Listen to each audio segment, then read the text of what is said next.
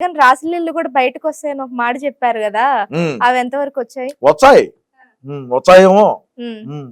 మీరే ఇప్పుడు దువ్వాడ శ్రీనివాస్ వచ్చాయి అనుకున్నారు ఎవరున్నా, వాడు బ్రహ్మాండంగా దూతాడు. మరి అందరూ దువ్వే ఉంటారు. అంటే వైసీపీలో ఇంకా దువ్విన వాళ్ళు చాలా మంది ఉన్నారు, మచ్చుగా ఉన్నారు. మరి ఎప్పుడు బయటకు వస్తాయి కూడా చెప్తారు. వచ్చాయి, ఎప్పుడు ఒకసారి వచ్చాయి, దాని టైం ఉన్నప్పుడు దొరుకుతాయి. ఓకే. అండ్ నాకు తెలిసినంత వరకు నేను అనుకునేది ఏంటి అంటే, ఆయన నిన్న ఉంది కదా కోర్టు ప్లాన్ ఒకటి, ఆయనకి కోర్టుకు వెళ్లేది ఒకటి ఉంది. సో దాన్ని తప్పించుకోవడానికి తిరుమల ప్లాన్ పెట్టారని మేము అనుకుంటున్నాం. మరి మీరేమంటారు? అంతే అనుకో. నేను చెప్పింది ఏందమ్మా నీకు, ఇది ఆఫ్టర్ ఆల్ ఊరికే, ఇది చిన్న శాంపిల్ ఊరికే వదిలినాడు. ఇంకా రాబోయే రోజుల్లో ముందు భయంకరమైన ప్లాన్లు ఉన్నాయి. కులాల మధ్య చిచ్చు పెడతాడు, మతాల మధ్య చిచ్చులు పెడతారు, కొట్లాట్లు అవుతాయి, లా అండ్ ఆర్డర్ ఇష్యూ చేస్తారు. ఎవడన్నా రెచ్చిపోయి అవి ఉంటాయిలే, మామూలుగా ఇంకా ఉండాలి, టైం ఉండాలి నీకు. అండ్ మొన్న పేర్ని నాని ఒక ఛాలెంజ్ చేశారు. ఛాలెంజ్ చేసిన తర్వాత జన సైనికులు ఇంటి దగ్గరకు వస్తేవో దాక్కున్నారు. దాని తర్వాత మళ్ళీ ఆయన స్పెషల్ గా ప్రెస్ మీట్ పెట్టి మీ అంతు చూస్తా అసలు నా ఇంటికి రావడానికి మీరెవరు అని అన్నారు. అదేంటి మరి, ఇంటికి వచ్చినప్పుడు దాక్కోవడం ఎందుకు, మళ్ళీ బయట ప్రెస్ మీట్ పెట్టడం ఎందుకు? అసలు పవన్ కళ్యాణ్ ని, జన సైనికుల్ని, జనసేన పార్టీని, తెలుగుదేశం పార్టీని, అప్పుడు వీళ్ళు ప్రతిపక్షంలో ఉన్నారు, మా పార్టీ అధికారంలో ఉండింది. 2019 నుంచి 2024 మొన్న ఎన్నికలు జరిగే వరకు కూడా వీళ్ళకి మంత్రి పదవులు ఇచ్చింది. ఎందుకంటే ఈ మాదిరి మరగమనే కుక్కకేసినట్టు బిస్కెట్లు కుక్కకు పెడిగ్రీ వేస్తారు, వీళ్ళకి మంత్రి పదవులు ఇచ్చాడు, అంతే తేడా, ఇంకేం లేదు. ఇష్టానుసారంగా మాట్లాడినారు. మరి మాట్లాడినోడు అంత దొమ్మ ధైర్యం ఉన్నవాడైతే ఇంట్లోనే ఉండాలి కదా పేరున్నాని. మరి ఈ ఆడ బెంగళూరుకో లేదంటే హైదరాబాద్కో పోయి ఉంటాడు. మరి కిట్టుకోడు ఊరికే అన్యాయం అయిపోయినాడు. వాడు ఏదో ఇన్స్టాగ్రామ్లో రీల్స్ చేసుకునేవాడు, వాడిని తీసుకొని వచ్చి ఒక ఎమ్మెల్యే టికెట్ ఇచ్చి వాడిని అన్యాయం చేసి, వాడు బ్రహ్మాండంగా రీల్స్ చేసుకుంటా, వాడు ఎంజాయ్ చేసుకుంటా ఉంటే వాడిని తీసుకొచ్చి ఇచ్చేసాడు. ఎట్టా పేరు నానికి గెలిచాడని తెలుసు. నేను ఓడిపోయినాను, ఇంకా రాజకీయ జీవితంలో ఆయన ఏదో సన్యాసం తీసుకుంటున్నానని చెప్పటం, నేను సన్యాసం తీసుకుంటా కూడా ఎందుకులే ఊరికే, నేను ఎమ్మెల్యేగా ఓడిపోయి సన్యాసం తీసుకున్నానని అనిపించుకునేది ఎందుకులే అని చెప్పి మంత్రి పదవి తీసుకొని మంత్రి చేసినాడు. ఎమ్మెల్యే అయిపోయింది, ఆ గడువు అయిపోయిన తర్వాత వాళ్ళ కొడుక్కి టికెట్ ఇప్పించినాడు. అది జరిగింది. వాడిని ఊరికే గొల్ల చేశారు తప్ప ఈయన మచిలీపట్నంలో పెరిగి కట్టలు కట్టింది ఏందమ్మా? నువ్వు అంత శుద్ధంగా చేసి ఉంటే ఎందుకు ఓడిపోయినావు మచిలీపట్నంలో? నీ కొడుకు ఎందుకు ఓడిపోయినాడు? అంతా అదే ముందు సున్నానే ఉండేది, ఏముండదు. సో తిరుపతి లడ్డు వివాదం గురించి మాట్లాడుకుంటే చాలా వరకు జులైలో వచ్చింది, జులైలో ఒక నోటీస్ అనేది వచ్చింది, ఏంటి మనకి కల్తీ జరిగింది లడ్డు అనేది. మరి అన్ని రోజులు ఆగి ఆగస్ట్ లో ఎందుకు మీరు రివీల్ చేశారు? అది జులైలోనే చెప్పుండొచ్చు కదా మీరు, ఈ మధ్యలో మీరు ఏం మంతనాలు జరిపారు అని అంటున్నారు. నీకు ఒకటి తెలుసమ్మా, ఈ కామర్స్ టెండర్స్ అని, ఏది ఈ కామర్స్ టెండర్లు వేస్తారు. టెండర్లు వేసినప్పుడు 6 నెలలు అది దాని గడువు. కూటమి ప్రభుత్వం వచ్చి ఎన్ని రోజులు అయింది? 100 రోజులు, 3 నెలలు. మరి మన ప్రభుత్వం ఉన్నప్పుడే కదా టెండర్లు వేసింది. ఆడ బొక్క దొరికిపోలా ఎవడైంది, ఇంకేంది దాంట్లో మాట్లాడేవడా? ఇంకా ఆ చిన్న లాజిక్ తెలియకుండా ఎట్ట మాట్లాడతారో. 6 నెలలకు ఒక్కసారి ఈ టెండర్స్ ని పిలుస్తారు. మన పార్టీ అధికారంలో ఉన్నప్పుడే జరిగింది టెండర్లు. మరి అది సప్లై చేసింది ఎవరు? మన పార్టీలో ఉండే, మన పార్టీ అధికారంలో ఉన్నప్పుడే కదా ఆ టెండర్ తీసుకునేవాడు. మరి ఆ టెండర్ తీసుకున్నవాడు మనకి ఎంతో మొట్ట చెప్పుంటాడు కదా, ధర్మారెడ్డికో, సుబ్బారెడ్డికో, లేదంటే కరుణాకర్ రెడ్డికో, జగన్ అన్నకో చేరసండి అని చెప్పి చేరుతుంటారు కదా. మరి ఇంకేంది పంచాయితీ? మన ప్రభుత్వం మనం అధికారంలో ఉన్నప్పుడు టెండర్ వేసుకునింది. ఈ కూటమి ప్రభుత్వం వచ్చి 3 నెలలు అయింది. మన ప్రభుత్వంలో ఉన్నప్పుడే ఈ గోలుమాలు జరిగినాయి. మరి వీళ్ళ ఎందుకు రుద్దేది ఏందిగా? ఎంత అన్నీ అర్థం కాల సీన్, ఇంకేంది అలా ఊలే అయిపోయింది కథ. అంటే జులైలో బయటపడితే మళ్ళీ దాన్ని ఎందుకు ముందుకు మీకు తెలిసినప్పుడే చెప్పొచ్చు కదా, మీరెందుకు టైం తీసుకున్నారు? ల్యాబ్ రిపోర్ట్లు రావద్దా? ఏమి బ్లడ్ టెస్ట్లా అట్ట పోయి ఇట్లా తీసుకొని వచ్చేదానికి? లేదంటే ఏమన్నా బీపీ చెక్ చేస్తారా, లేదంటే ఏమన్నా షుగర్ చెక్ చేస్తారు? ఊరికే ఇట్టు గుచ్చి ఆ మిషన్ మీద చెప్తే ఇంత ఉండదు నీకు బీపీ షుగర్ అనేదానికి. కలియుగ దైవం వెంకటేశ్వర స్వామి వారి ప్రసాదం అది. దేశం నలుమూలలాగా ప్రపంచంలో మన తెలుగు వారు ఎక్కడున్నా కూడా స్వామిని ఒకసారి దర్శించుకోవాలి పోయనే ఉంటుంది వాళ్ళ మనసులో, ఎప్పుడు వాళ్ళకి గ్యాప్ దొరికినా కూడా. అటువంటి దాన్ని ఈ విధంగా వీళ్ళు భ్రష్టు పట్టించినారంటే మా పార్టీ వాళ్ళే ఒప్పుకుంటాము, మా వైసీపీ పార్టీ వాళ్ళే. చూద్దాం ఏమి సిట్లు వేస్తారో ఏంటి, ఎన్ని సిట్లు వేస్తారో ఏంటి. జగన్మోహన్ రెడ్డిని 16 నెలలు జైల్లో ఉన్నాం, ఇంకా ఉంటాం, పోతాం, మళ్ళా పంపించండి. బట్టలు కూడా రెడీగా పెట్టుకున్నాడు బ్యాగులో. అండ్ పవన్ కళ్యాణ్ గారు దీని మీద ప్రాయశ్చిత్త దీక్ష చేస్తున్నారు. నిజం చెప్పాలంటే లడ్డు కలుషితం అయిపోయింది అని. మరి అలాంటప్పుడు వైసీపీ వాళ్ళు వీళ్ళు చేస్తున్న ఆరోపణలకి మేము ప్రాయశ్చిత్త దీక్ష చేస్తామని ముందుకు రావడం ఎందుకు, అలాంటి దీక్షలు చేయడం ఎందుకు ప్రతి నియోజకవర్గంలో? వైసీపీ వాళ్ళు తప్పు చేసిన నా కొడుకులు చేస్తారు. ఈయనంటే పవన్ కళ్యాణ్ గారు అంటే లడ్డు తిరుమలలో అలాంటి ఒకటి అపచారం జరిగింది, దాని మీద ప్రాయశ్చిత్తం చేసుకోవాలి. ఈ రోజు అంశం మీరు మాట్లాడుతున్నారు, ఈ రోజు మా పార్టీ వాళ్ళు వచ్చింది అంతే కదా. ఎవరైనా పెళ్ళాలతో విన్నారా? ఆడవాళ్ళు ఎవరిన మొగుడిని తోడుకోమయ్యారా? ఎందుకు పోలా? రారు పిల్లలు బయటికి. ఎందుకంటే ఇది చేసిన లంగాపని తెలుసు, అందరికీ తెలుసుమా. ప్రాయశ్చిత్త దీక్ష చేసినారు అంటే నువ్వు అర్థం చేసుకో. రోజా యాడ్ చేసింది తమిళనాడులో చేసింది, ఆంధ్రాలో ఎందుకు చేయలా? ఊళ్ళేకి రానిరు, మెట్లతో కొడతారు. లేదంటే ఇప్పుడు ఏదో కూరగాయలు అన్ని రేట్లు కూడా ఎక్కువ ఉన్నాయనుకుంటా, ఏదో ఏ కూరగాయల రేట్లు తక్కువ ఉంటే దాన్ని తీసుకునైనా కొడతారు. ఏదో ఒకటి జరుగుతుంది, మనం అవలే అయిపోతాము, మనకు బతుకుండదు, జీవితం ఉండదు అని చెప్పి తమిళనాడులో పోయి ప్రెస్ మీట్ పెట్టి మాట్లాడింది. సరే అదే తెలుగులో మాట్లాడిందా?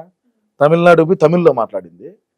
ఇంకా ఆడికన్నా పోయి మహారాష్ట్ర పోయి హిందీలో కూడా మాట్లాడాల్సిందే, లేదు ఇంకా కర్ణాటక పోయి కన్నడలో మాట్లాడాల్సింది, ఒరిస్సాకు పోయి ఒరియాలో మాట్లాడాల్సింది, కేరళకు పోయి మలయాళంలో మాట్లాడాల్సింది. అప్పుడు ఇంకా బాగుండు కదా. నాకు ఇప్పుడు ఐడియా వచ్చింది, ఖచ్చితంగా నేను ప్రెస్ మీట్ పెట్టి మాట్లాడతాను నాకు వచ్చిన భాషలో తప్పకుండా. ఓకే. అండ్ నిజంగా మీరు చెప్పింది ఒక మాట మాత్రం నిజమే. ఎందుకంటే కలియుగ దైవం వెంకటేశ్వర స్వామిని మనం ఎంత బాగా కొలుస్తాము, మన హిందువులకి ఎంత ఆరాధ్య దైవం అందరికీ తెలిసిందే.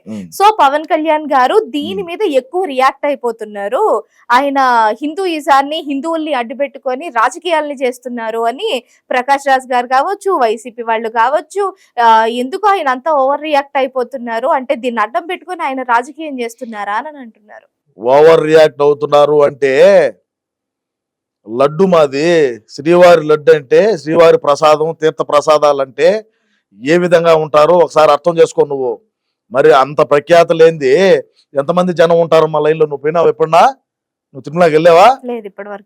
తిరుమలకి వెళ్ళు ఒకసారి చూడు, ఆ లడ్డు కౌంటర్ కాడ ఎంతవరకు క్యూలు ఉంటాయో, ఎన్ని కౌంటర్లు ఉంటాయి చూడు, ఎన్ని స్టాల్స్ ఉంటాయి చూడు, పైన కింద. ఏ విధంగా మరి అంత లేనిది ఇది ఉంటుందా? మరి రాష్ట్రంలో ఉండే ప్రజలే కాదు కదా, యావత్తు దేశంలో ఉండే ప్రజలందరూ కూడా కదిలినారు, దీని మీద స్పందించినారు. మరి ఆ విధంగా కూల్చేటువంటి కాదు నువ్వు ఈ విధంగా అక్రమాలు చేసి, ఎర్రచందనం తోలుతీవి, ఇసుక తోలుతీవి, మైనింగ్ చేసి, భూ కబ్జాలు చేసివి, గంజా వ్యాపారం చేసి, మద్యంతో వ్యాపారం చేసివి, ఇన్ని చేసి ఆఖరికి దేవుడి మీద పోయి పడుతుంది. దేవుడినన్నా వదలొచ్చు కదా. మరి అందుకే ఆయనకుండే 3 నావాల్లో 2 ఇచ్చినాడు, ఒకటి ఆయన పెట్టుకొని. ఇంకా 2029లో ఒకటి మనకిచ్చాడు, 3 నావాలు అడిగి సరిపోతుంది, కథం అస్సాం అయిపోతుంది. మరి నువ్వు రోజా ఉండదు, అదేవిధంగా కరుణాకర్ రెడ్డి, అదేవిధంగా వైవి సుబ్బారెడ్డి, ధర్మారెడ్డి, ఈ పెద్దిరెడ్డి, చెవిరెడ్డి, వీళ్ళందరూ ఏంది దర్శనాలు. రోజా అనింది ఒకసారి సోమవారం వచ్చారా, మంగళవారం వచ్చారా, బుధవారం వచ్చారా రండి అని. ఏంటంటే ఇదే షేర్ ఆటో పెట్టినట్టు ఆడ బస్సులు పెట్టి 2 పెద్దిరెడ్డి బినామీ గారు బస్సులు పెట్టి కపిల్ తీర్థం దగ్గర ఆ నుంచి కనీసం ఆ సెక్యూరిటీ చెక్ కూడా లేకుండా డైరెక్ట్ గా ప్రోటోకాల్ ప్రకారం తీసుకొని పోయి దర్శనాలు చేసుకోవచ్చు. రోజుకు 70 లక్షల నుంచి ₹1 కోటి వరకు దండుకున్నారే. దేవుణ్ణి పెట్టుకుని, దేవుడిని అడ్డం పెట్టుకొని వ్యాపారం చేసినారే మీరు. మరి ఏ విధంగా ఉంటుంది పరిస్థితిగా రాబోయే రోజుల్లో?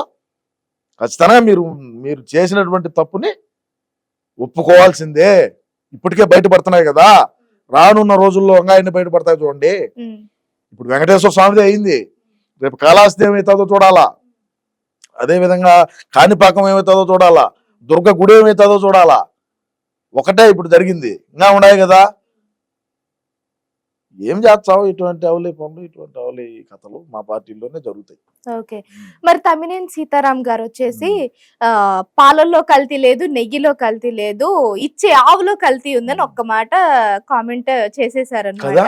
నేను దీన్ని ఒకటే మాటతో ముగించా. అందుకే తమ్మినేని సీతారాం భార్య రైల్వే స్టేషన్ లో చెప్పు తీసుకొని వాడినే కొట్టింది. మీకు తెలుసో తెలీదు మరి. చంద్రబాబు నాయుడు గారు పక్క తీశారు, సాక్షాత్తు చంద్రబాబు నాయుడు గారి ముందే తమ్మినేని సీతారాం భార్య చెప్పు తీసుకొని కొట్టింది. ఎందుకంటే ఇందుకే ఇట్లా అవలే మాటలు మాట్లాడుతున్నాడు, కొట్టుంటాడు. అంటే ఆవులో ఏం కల్తీ జరిగిందో ఆయనే ఒకసారి మరి డిక్లరేషన్ ఆయన ఇచ్చితే మరి బాగుంటది. మనం గోవును పూజిస్తామా, అటువంటి గోవును కల్తీ అంటున్నాడంటే ఓడి ఎంత తెలివిమంతుడు. వాడిని స్పీకర్ గా కూర్చొని పెట్టడం అంటే మా ఆయనకి ఎంత తెలివి. ఇంకా ఆలోచన చేసుకోండి. దీన్ని బట్టి నేనేం ఆన్సర్ చెప్పాల్సిన అవసరం లేదు, మీకే బ్రహ్మాండంగా అర్థం ఏంటది. ఇది విషయం పక్కకు పెట్టేస్తే ఇటు పొన్నవోలు సుధాకర్ రెడ్డి వచ్చేసి నార్మల్ ఆవు నెయ్యి కన్నా పంది కొవ్వే ఎక్కువ రేట్, మీరు అట్లట్లా మాట్లాడుతున్నారు అని అంటున్నాడు. అసలు ఏం మీరు మాట్లాడుతున్నారు? మీడియానే కదా, మీరు మైక్ ఎత్తుకొని పొన్నవోలు సుధాకర్ రెడ్డి కాడికి పోయి నువ్వు పంది కొవ్వు తింటావా ఆవు నెయ్యి తింటావా అని అడుగు. మీకు అవకాశం ఉంటే ఫోన్ నెంబర్ కావాలంటే మళ్ళీ ఇచ్చాను నేను నీకు. నువ్వు ఫోన్ చేసైనా ఫోన్లోకి తీసుకొని అయినా సరే నువ్వు వంటల్లోకి పంది కొవ్వు వాడుతున్నావా, పల్లి నూనె వాడుతున్నావా, లేకంటే నెయ్యి వాడుతున్నావా, అన్నం తినేటప్పుడు పంది నెయ్యి వేసుకొని తింటున్నావా, మామూలు ఆవు నెయ్యి వేసుకొని తింటున్నావా అని అడుగు. మంచిదే కదా, తప్పే ఉన్నది. ఆయనే కదా అన్నాడు 310 రూపాయలు 320 రూపాయలు ఆవు నెయ్యి దొరుకుతుంది అన్నాడు. మరి ఏమన్నా వీళ్ళమ్మ మొగుడు ఏమన్నా చేసి అమ్ముతాడు ఎట్నో తెలీదు. అదే పంది కొవ్వు వచ్చేసి 1400 అంట. ఏది ఏమన్నా ఒక బ్యాలరో కేజీ ఎంత ఉన్నదమ్మా గూగుల్ చేయి, 320 రూపాయలు 310 రూపాయలు ఉంటుంది. అదే నువ్వు బల్క్గా తీసుకుంటే ఇండియా మార్ట్లో చూడు 120 130 గడ్డ దొరుకుతుంది. ఏది పంది కొవ్వు. దాన్ని పట్టుకొని పంది కొవ్వు ఏంది, శ్రీవారి లడ్డు ఏంది, శ్రీవారి ఏంది, ఎంత అపచారంగా మాట్లాడతారు వీళ్ళు బత్తారీల్లో. మొత్తం అంతా పోవడాలు కొట్టే. అండ్ పేర్ని నాని కావచ్చు, వంశీ కావచ్చు, కొడాలి నాని కావచ్చు, అంటే వీళ్ళు ఎందుకు ప్రెస్ మీట్లు పెడుతున్నారు అనేది కూడా వీళ్ళకైనా అర్థం అవుతుందో లేదో ఫస్ట్ విషయం పక్కన పెడితే, ప్రెస్ మీట్ పెట్టారు, పెట్టి మైక్ ఉంది, మీరు చూసారో లేదో మైక్ ని, నువ్వు మాట్లాడు అని ఏం మాట్లాడతావో ఏమున్నది మాట్లాడను. మనం ఏం పెరిగి ఏమన్నా కట్ల కట్టుంటే మనం మాట్లాడేదానికి అవకాశం ఉంటుంది. మనం పెరిగింది లేదు, కట్టింది లేదు. మరి ఇంకేం మాట్లాడదావు? నువ్వు చేసిన అవినీతి చెప్పరా, నువ్వు చేసిన అవినీతి చెప్పరా, నువ్వెంత మింగినావో చెప్పరా, నువ్వెంత మింగినావో చెప్పరా అనుకోవాలి కదా. అది పరిస్థితి. ఇంకేదో ఒకటి మాట్లాడాలా. చంద్రబాబు నాయుడు గారిని తిట్టాలా, పవన్ కళ్యాణ్ తిట్టాలా, ఈ ప్రభుత్వం బాగలేదని చెప్పాలా, ఈ 100 రోజులు అసలే ఏమి చేయలేదని చెప్పాలా. సో ప్రెస్ మీట్లు ఎందుకు పెడుతున్నారో కూడా వాళ్ళకి అన్న ఎందుకు పెడతాడు అన్నకే తెలియదుమా. నువ్వేం మాట్లాడుతున్నావు, అన్న ఏం మాట్లాడతాడు వీడికి అర్థమైతే కదా. అది నేను ఎత్తిపోసుకోలేక నేను మళ్ళీ ప్రెస్ మీట్లు పెట్టారు రోజు. వాళ్ళు అయిపోతారే మళ్ళా నాది దాని వివరణ. అంటే మేము ఎందుకు పెట్టాము అనేది మాకే తెలియదు కదా. మరి తెలియనప్పుడు వివరణ ఇవ్వాలి కదా ఎవరో ఒకరా. ఎందుకంటే అన్నను ప్రేమించే వ్యక్తిగా, పార్టీని అభిమానించేటువంటి మనిషిగా నేను స్వయం ప్రకటిత అంతర్జాతీయ ప్రధాన కార్యదర్శిగా నా మీద బాధ్యత ఉన్నది కాబట్టి వాళ్ళ ప్రెస్ మీట్ అయిపోయిన అనంతరం నా ప్రెస్ మీట్. అండ్ జగన్ అన్న అంటే గుర్తొచ్చింది, ఈ మధ్య ఏంటి జగన్ అన్న ఏది మాట్లాడినా అది ట్రోలింగ్ వెళ్ళిపోతుంది. ఈవెన్ మొన్న ఆయన ఒక మేమర్స్ బాగా ఎంజాయ్ చేసుకుంటారు. మేమర్స్ అంటే ఉంటారు కదా, వాళ్ళు బ్రహ్మాండంగా ఎంజాయ్ చేస్తున్నారు. మా అన్న ప్రెస్ మీట్ పెడితే చాలు స్టఫే. మొన్న ఇంగ్లీష్ చదవటం కూడా ఆయన పేపర్ చూసుకుంటూ కూడా